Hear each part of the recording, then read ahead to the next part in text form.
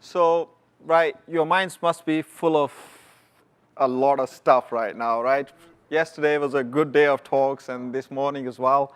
Maybe this one is not as good, but you're thinking there's so much to learn. Where shall I start? What can I learn? What can I not learn?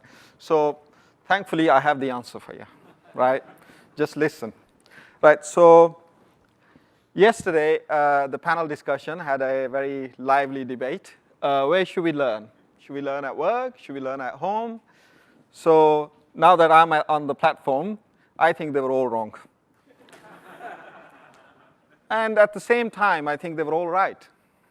So they were all right because there was an assumption. The assumption was that work, learning, and life are three different things. If you compartmentalize, and if you think work life is something happens when I finish work, and learning is something I have to do for my work, and it's not part of my life or part of my work. So there is these three compartmentalized aspects, but my view is that it's actually one thing. So if you take that view, if you take that the whole thing is the same thing, that work is life, learning is work, work is learning, and life is work, then the question goes away, right? Maybe. There you go. So, when I saw Alex's talk earlier, and he had the Dune picture, I thought, shit, he's got my quote. But anyway, so this is from the Dune by Frank Herbert. So he says, we can say that Muad'Dib learned rapidly because his first training was in how to learn. And the first lesson of all was the basic trust that he could learn. It is shocking to find how many people do not believe they can learn, and how many more people believe learning to be difficult, right? This was quite a while back, and I definitely relate to that. I definitely think, and many times I've thought that I couldn't learn certain things, or that learning was a difficult thing. So when we are born with a boundless curiosity. As children, everything is about learning. And we are pretty good learners as children. If you throw 3-4 languages at us in parallel, we would learn them, right? We have trust in our learning. So we know that we will learn these things. So why is it? Where does it go wrong? Why is it that when we grow up, we're not the same kind of learner, or in some dimensions, we don't have the same learning capacity? Part of it is possibly physiological, but part of it is actually about our behaviors, about our attitudes, and what the cultural and society aspects enforce on us. So slowly, the whole curiosity thing, the whole thirst for learning, the trust in our learning is beaten out of us to the point where we become insecure about certain things. We may want to be the next best poet or musician or so on, but we think, you know what, it's not me. I can't do this. I'm not good enough, right? So we just kind of start going towards the mediocre, right? And schools have a big part to play in this, because as soon as we get to school, there is a one-size-fits-all, right? We all must learn this thing. Doesn't matter what we are curious about or what excites us or anything. No, these are the things we must learn. And when schools and colleges and universities spit us out into the working world, what do? We find the first job. We see that they are doing, they're doing Java. So we become Java developers. They're doing Agile. Oh, so we know a bit about Agile. Maybe, if you're lucky, maybe they're doing a bit of DevOps, and if we have the inclination, and if the curiosity hasn't been pounded out of us, maybe we'll do a bit of DevOps. Maybe we'll learn a bit of this skill and that skill. The point is, it's often accidental, right? the thing that was the most important to us just happens to us. We are not often, I'm not talking about everybody, but I'm talking about myself and majority, I hope, that it just happens to us. We don't control our learning. The events, what's happening around us controls it. We just kind of pass through it, learning a little here, learning a little there. And that effectively defines our professional shape, our learning shape, our mind, right? So learning is too important to just leave it to accident, to leave it to the next opportunity that we happen to stumble into, right? So as Maudib did, we must learn how to learn, right? So in order for us to take control of our learning, we must become deliberate. And so this deliberate learning, or the term, is being bandied about quite a lot, but is mentioned in Andy Hunt's Pragmatic Thinking and Learning, and I really highly recommend that you read that book. So what is deliberate learning? Deliberate learning effectively means that you are conscious about your learning, that you are aware what you are learning. You are aware of your knowledge. You have a plan, or you have a direction that you are heading into. You understand your strengths and weaknesses, and you are curious about things, and you are considered and planned on how you manage that learning that needs to happen, right? And deliberate learners understand that learning is actually a skill.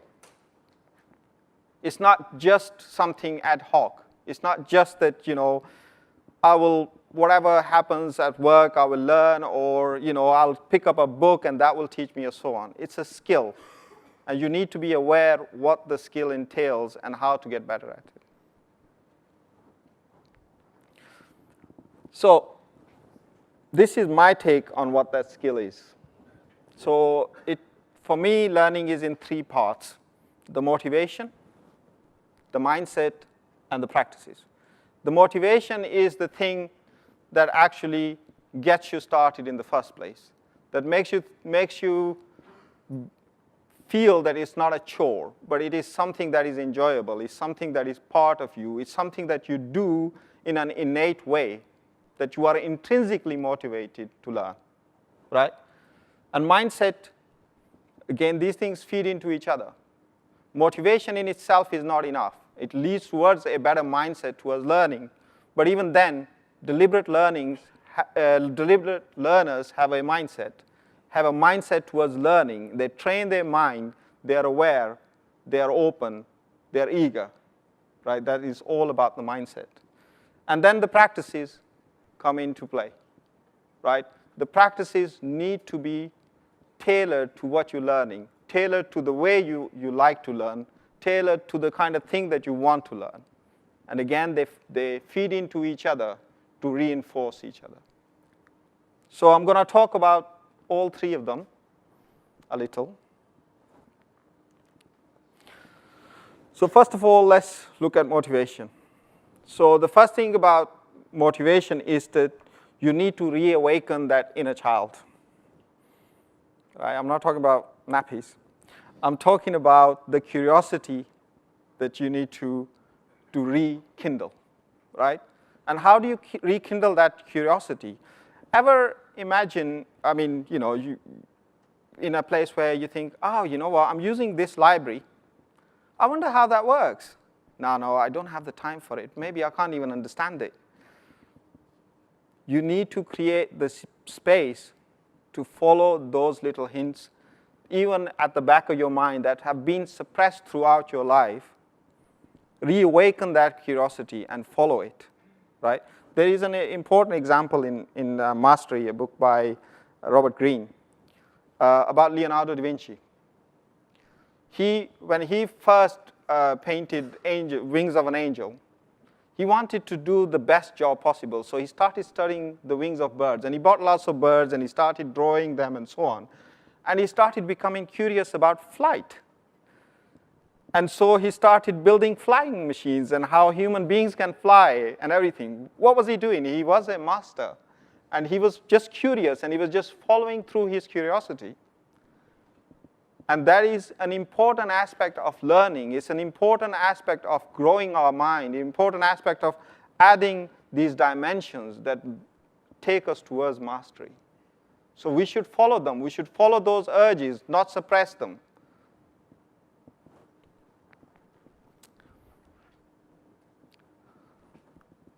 The other aspect of motivation is to form learning habits, right? Have a bit of me time in the morning, right? Maybe in the evening.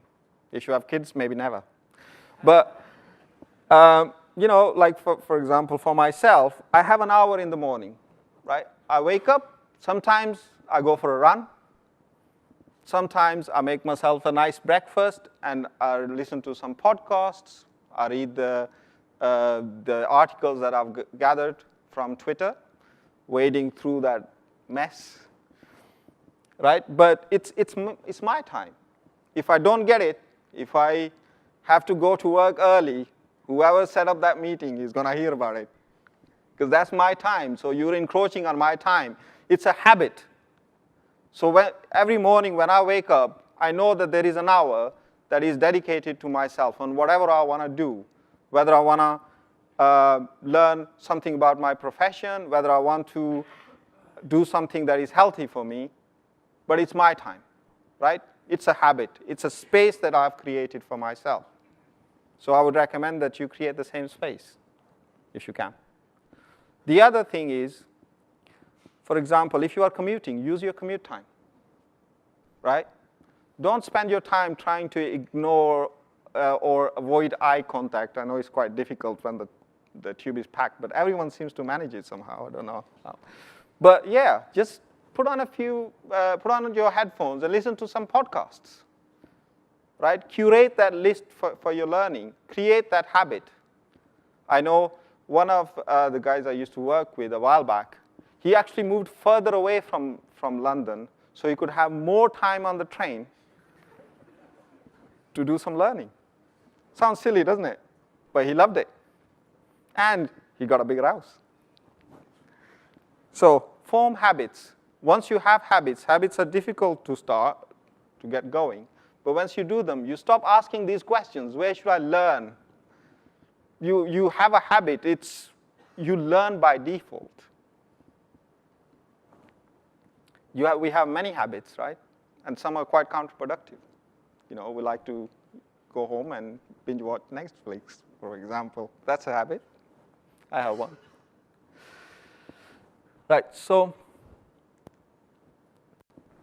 this is like a lot of people say, give yourself a target, something to go for, something to achieve. Targets are no good. If you have a target, you don't have a habit. Learning is not intrinsic to you. You're doing it for the end, for some end. Then learning becomes the means to that end. So if you set targets, they do work for some people, but they're not sustainable. Once you achieve it, what then? You then set yourself another target. It becomes a chore. It doesn't become a habit, right? So don't set yourself targets. I do say make learning the goal. So set learning as a goal. Have a direction. You may want to be, a great software craftsman or a craftswoman, right? That's a good direction. Or you may want to get really experienced at DevOps practices, something like this. Those are more, they are goals. They are more general. They're not targets. Target is like, I want to be the team lead, or I want to get a 20% pay rise next year. That's a target. Then you can do many things to achieve that target, and learning is one of them, but learning is then not the goal in itself, and then you're not intrinsically motivated to learn, right? It becomes toil. It becomes work. So I've been talking about intrinsic motivators, right? I've been saying that you need to be intrinsically motivated to learn. What does that mean, right? We are naturally geared to learn. We are intrinsically motivated to learn. But what usually happens is that when there are external forces that actually, we want to do a job well, right? We have certain inclinations, certain things excite us. If we have purpose, we work towards that purpose. We work towards social kudos, these kind of things. But if you then add things like money, that's an intrinsic motivator. It suppresses your internal willingness to learn and the internal enjoyment. It kills that enjoyment. Dan Pink, in his book Drive, talks about, kind of takes intrinsic motivation into the next kind of level. And he has a thing, he said, carrot and stick is so last century, right? That's one of his quotes. But effectively, for us to be motivated, for us to be driven, we have a desire to form our own path. That's where autonomy comes in. So he talks about this in the context of what employers need to do, but also what kind of environments that we need to put ourselves in to be motivated. And whatever we are doing needs to have an element of mastery. We have an urge to learn a skill. If that has an element of mastery, then we are motivated to learn. And we need to have a purpose. And purpose isn't money. Purpose is something that comes from within. That's something we think that this thing that we are doing is worthwhile within itself, right? It's doing the job well for its own sake. Not for money, not for position, not for politics, none of that. They're all extrinsic motivators. You're looking for motivation to come from inside you. Find your calling. So this is taken directly from Mastery by Robert Greene. Finding your calling is not easy, right? I mean, we kind of think, well, not everyone has a calling. I mean, I just stumbled into this profession. I did. So I don't think it's my calling. Well, calling can change over time. But you need to find your calling, right? What does that mean? You need to find the thing that excites you, and you need to pursue it. We are in a good profession because we kind of have a meta profession. There are a number of skills within our own domain, and then we work within the context of something else. We have a better chance of finding something within our own profession. But if you don't, if you're not excited by software, you're just doing it for the money or whatever, experiment.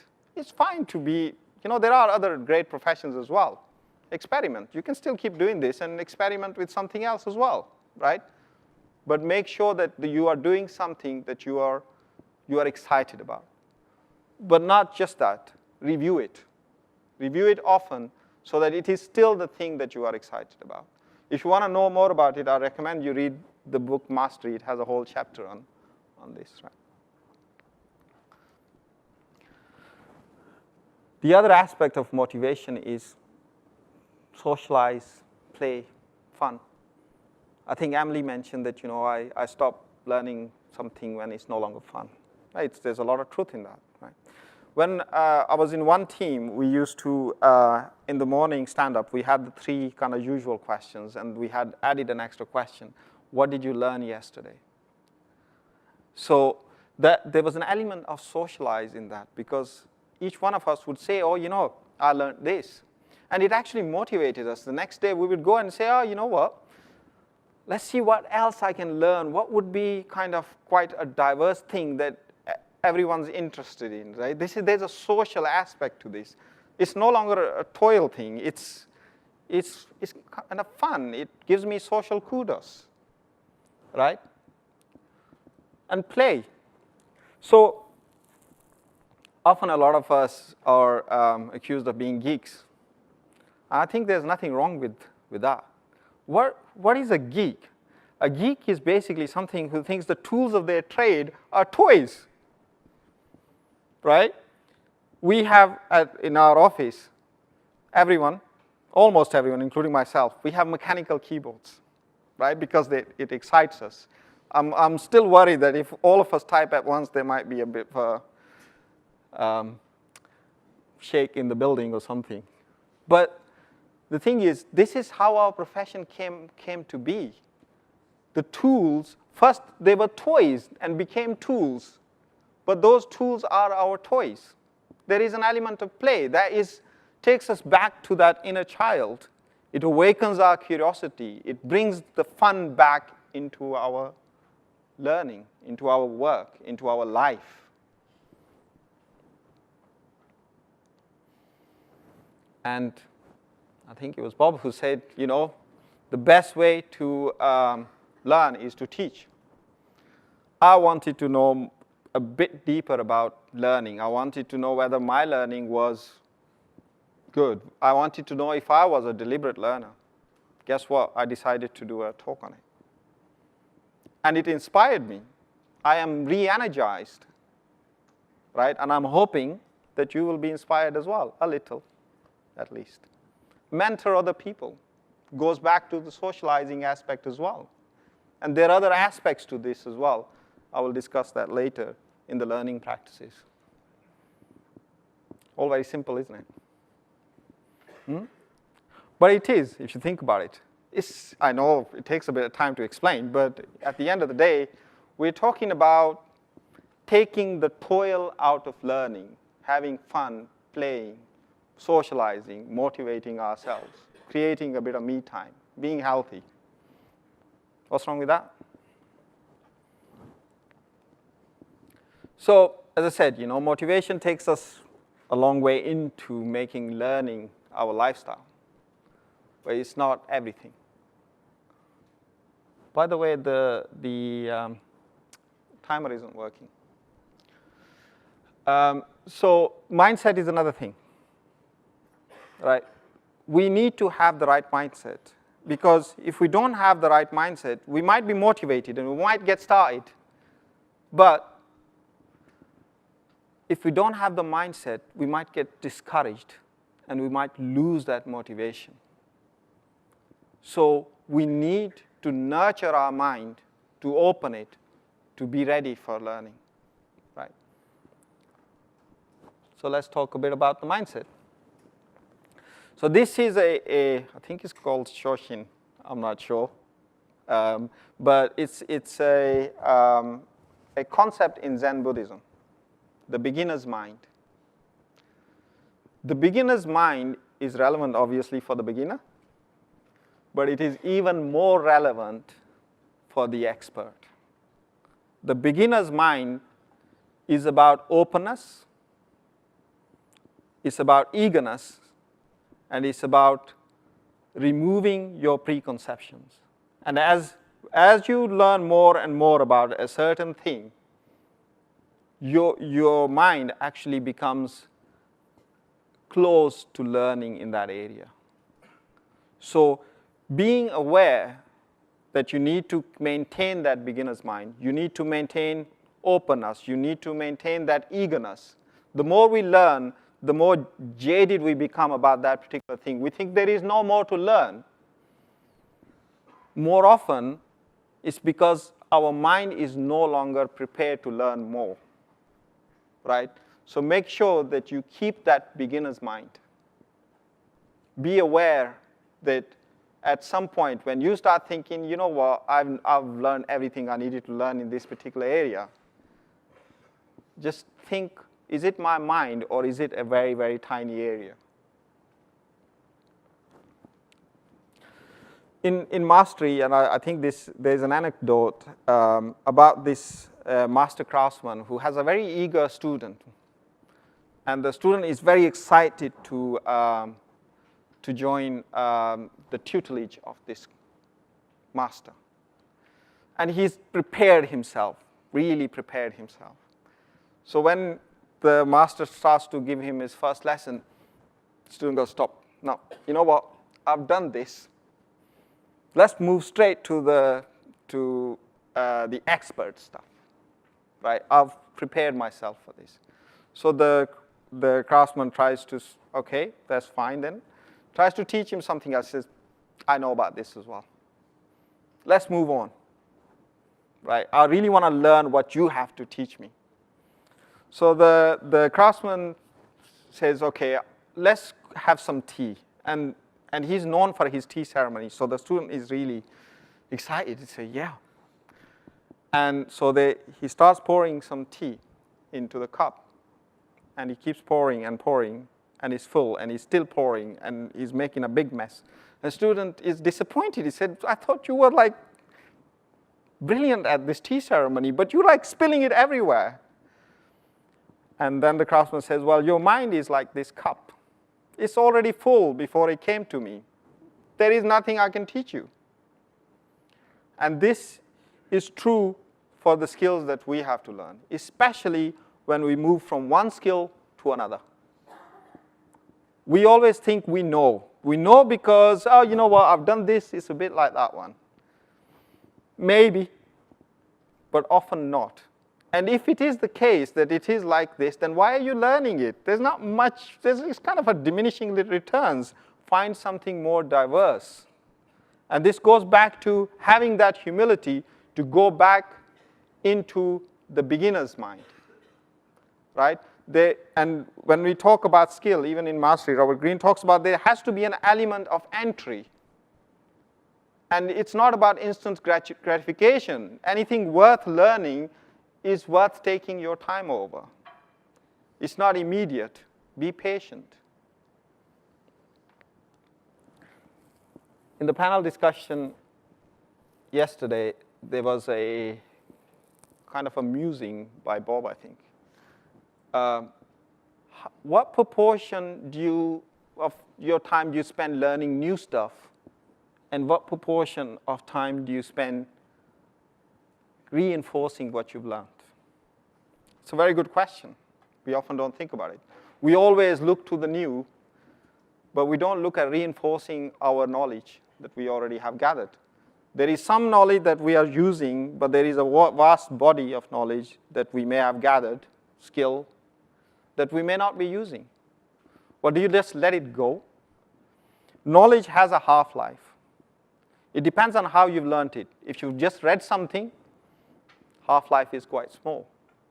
You will forget. And if you've been involved and if you've had kind of built a skill in an area, it will take time. And you need to understand what is the knowledge that I need to keep current, even when I'm not using it at that particular time. So you can increase that half-life by repetition. So you can go back and review. I'll come back to that a bit more later. Become creative active. In his book, in the mastery book, Robert Greene has that kind of level of learning as well, like kind of almost a bit like the Dreyfus model. But the last model is creative active. So creative active is effectively when you have learned enough. You have learned a lot of skill. And what you are, now your mind wants to move past the basic principles of that skill that you've learned, right? It's important to recognize those moments.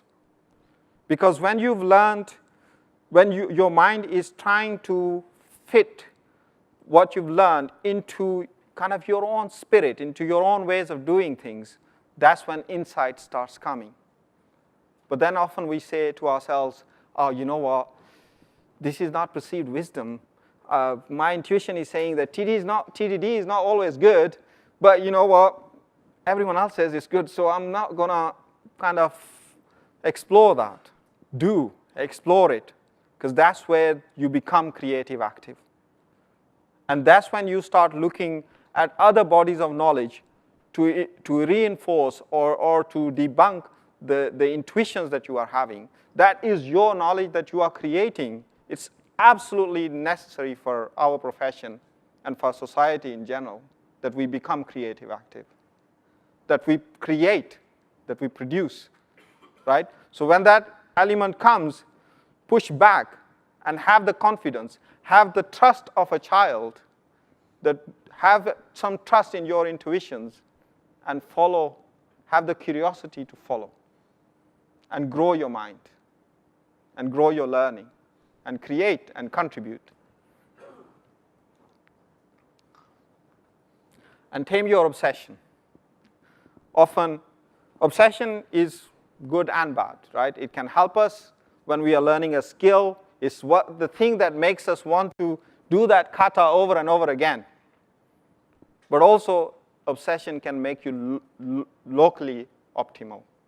But that means that your shape is not balanced. So just because you think functional programming is great doesn't mean that everything else is shit. You have to learn other aspects. And it's part of your kind of being creative active. Robert Greene actually talks about a multidimensional or a dimensional mind, that you need to look at the same thing from different perspectives. And that's what gives you the insights. That's what allows you to be creative active.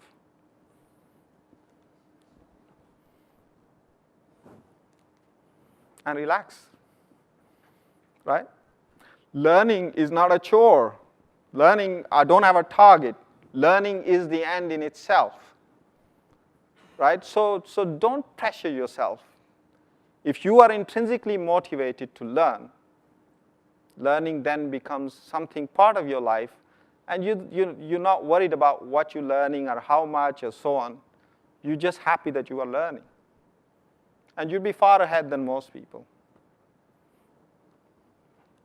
So, last thing, practices, right? So practices are also important because the practices feed into motivation, they feed into mindset. But there are many practices. There's reading, writing, conferences, talks, katas, pet projects, work. But I like to look at them in these three, the experience of practice from these three dimensions. This is nothing new. So there are the three dimensions of absorbing, doing, interacting, and reflecting. I need to speed up a bit. I have about 10 minutes left. So absorbing is about absorbing knowledge, right? It's about one thing. It's about reading, right? You need to hone your reading skill.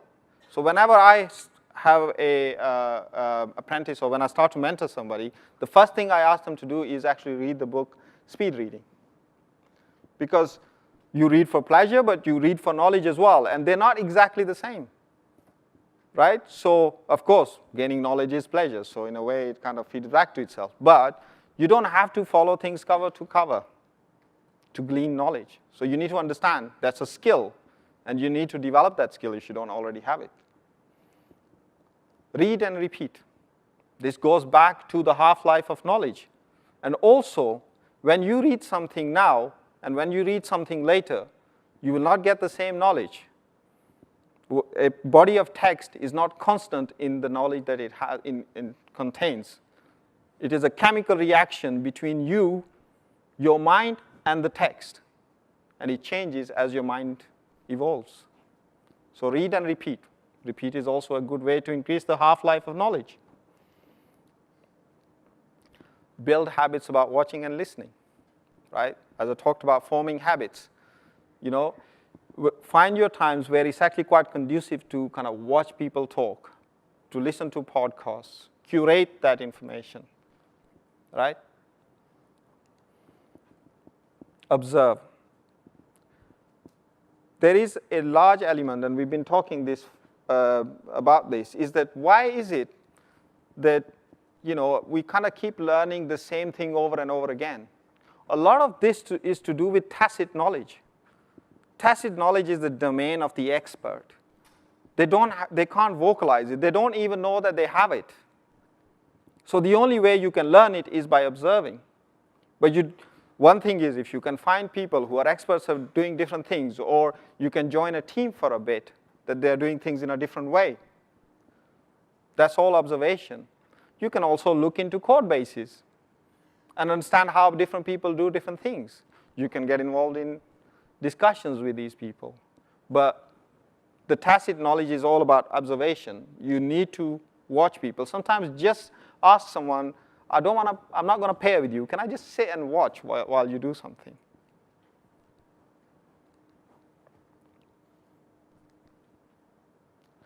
Learn at work, right? Work is a learning activity. So you do learn at work. You just need to create a safe space for you to learn, right? You are learning something. And we talk about learning organizations. We talk about learning projects and so on. Just because you are doing a learning activity does not mean that it's also not associated with delivering value. So you need to learn at work as well. You need to understand that whatever you're doing at work is part of your learning. Sorry, I'm going through this in a bit quickly. And